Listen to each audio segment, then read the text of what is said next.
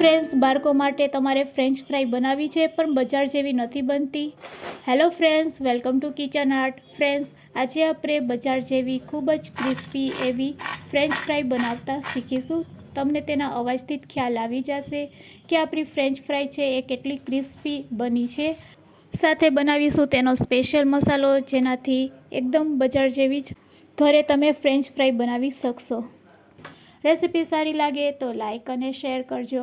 મારી ચેનલ ઉપર નવા હોય અને મારી ચેનલને હજુ સબસ્ક્રાઈબ ન કરેલ હોય તો સબસ્ક્રાઈબ કરી બાજુનું બેલ બટન દબાવવાનું ભૂલશો નહીં, જેથી કરીને તમને મારા નવા વિડીયોનું નોટિફિકેશન મળતું રહે.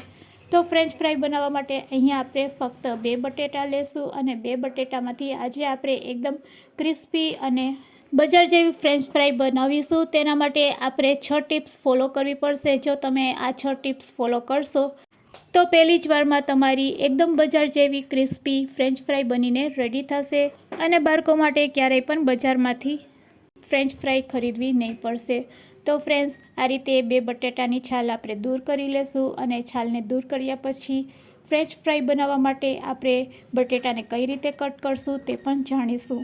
તો ફ્રેન્ડ્સ, આ રીતે બટેટાની છાલ દૂર કર્યા પછી ચાકુની મદદથી આ રીતે વચ્ચેથી બટેટું કટ કરી લેશું અને બટેટાને 2 ભાગમાં ડિવાઈડ કરી લેશું. બસ બટેટા લાંબા લેશો તો લાંબી પટ્ટી આ રીતે તમે બનાવી શકો છો.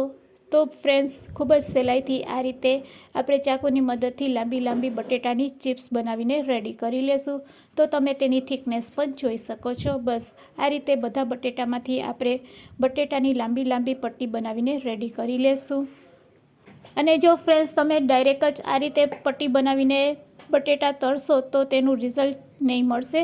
તેના માટે આપણે શું કરવું પડશે? તેના માટે આ રીતે લાંબી પટ્ટી બટેટાની કટ કર્યા પછી તેને આપણે 2 પાણીથી ધોઈ લેશું, કારણ કે બટેટામાં સ્ટાર્ચ હોય છે અને જો બટેટાનું સ્ટાર્ચ દૂર કર્યા વગર તેને તળશો તો તે એકદમ પોચી બનશે. એવું ન થાય તેના માટે આપણે 2 પાણીથી આ બટેટાની સ્લાઇસને આપણે ધોઈ લેશું, જેથી કરીને તેમાં રહેલું સ્ટાર્ચ છે તેને દૂર કરી શકીએ છીએ. તો ફ્રેન્ડ્સ, આ રીતે પાણીમાં આપણે 2 વખત તેને ધોઈ લેશું એટલે તેમાં રહેલું સ્ટાર્ચ છે તે દૂર થઈ જશે. તો ફ્રેન્ડ્સ, તમે જોઈ શકો છો બટેટાને પાણીમાં ધોવાથી બટેટા એકદમ નીટ એન્ડ ક્લીન થઈ ગયા છે અને પાણી પણ ચોખ્ખું થઈ ગયું છે. બસ હવે ગેસ તરફ જઈશું, ગેસની ફ્લેમ ચાલુ કરીશું. એક કઢાઈમાં આપણે પાણી ગરમ કરીશું અને આ બટેટાની સ્લાઇસને તેમાં એડ કરી દેશું. તો ફ્રેન્ડ્સ, બજાર જેવી જો તમારે બટેટાની ફ્રેન્ચ ફ્રાય બનાવવી હોય તો એકવાર તેને ચોક્કસથી તમારે બાફી લેવાની. આ રીતે બાફવાથી 2 ફાયદા છે.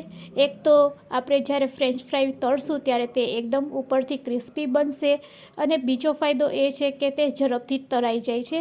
તો ફ્રેન્ડ્સ, અહીંયા આપણે ફક્ત મીડિયમ ફ્લેમ ઉપર 3 મિનિટ જ આ બટેટાની સ્લાઇસને બાફવાની છે અને 3 મિનિટ પછી આપણે બટેટાને આ રીતે ચેક કરશું. તો બટેટાની સ્લાઇસને આપણે હાથમાં લેશું અને જો બટેટાની સ્લાઇસ આ રીતે પોચી લાગે એટલે સમજવાની કે બટેટાની સ્લાઇસ છે એ સરસ બફાઈ ગઈ છે.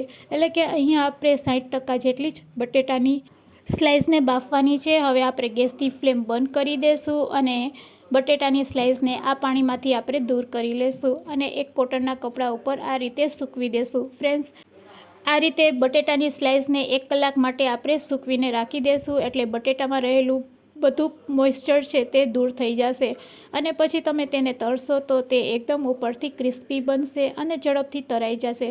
તો ફ્રેન્ડ્સ, 1 કલાક માટે આપણે બટેટાની સ્લાઇસને આ રીતે રેસ્ટ આપીશું. 1 કલાક પછી આ બટેટાની સ્લાઇસને આપણે તળીશું.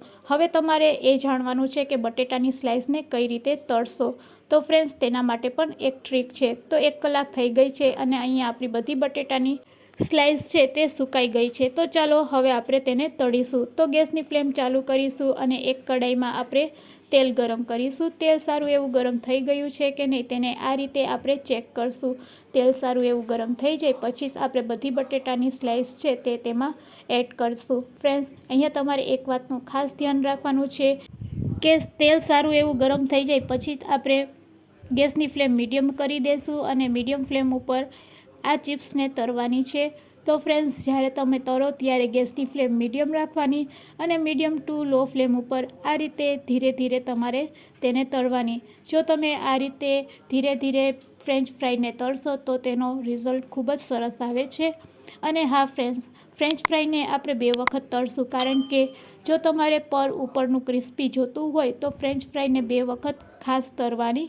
હવે તમને એ જણાવી દઉં છું કે જ્યારે પહેલી વખત આપણે તેલમાં ફ્રેન્ચ ફ્રાઈ નાખીએ છીએ ત્યારે કેટલી મિનિટ માટે તળવાની. તો તેને આપણે 5 થી 7 મિનિટ લો ફ્લેમ ઉપર તળીશું અને આ રીતે તળાઈ જાય એટલે તેને આપણે તેલમાંથી કાઢી લેશું. તો ફ્રેન્ડ્સ, આ રીતે તેલમાંથી કાઢ્યા પછી આપણે ફ્રેન્ચ ફ્રાઈને ઠંડી કરી લેશું અને ફરીથી આપણે તેને એક વખત તેલમાં ડીપ કરશું અને પછી તેને તળીશું. તો ફ્રેન્ડ્સ, આ રીતે જો તમે 2 વખત ફ્રેન્ચ ફ્રાઈને તળશો તો એકદમ ઉપરનું પડ છે તે ક્રિસ્પી બનશે અને એકદમ બજાર જેવી બનશે. તો જો તમારે બજાર જેવી ફ્રેન્ચ ફ્રાઈ ખાવી હોય તો ચોક્કસથી 2 વાર તમારે તળવી પડશે. 2 વાર તળશો એટલે એકદમ ક્રિસ્પી પર બનીને રેડી થઈ જશે અને સ્વાદ એકદમ બજાર જેવો આવશે.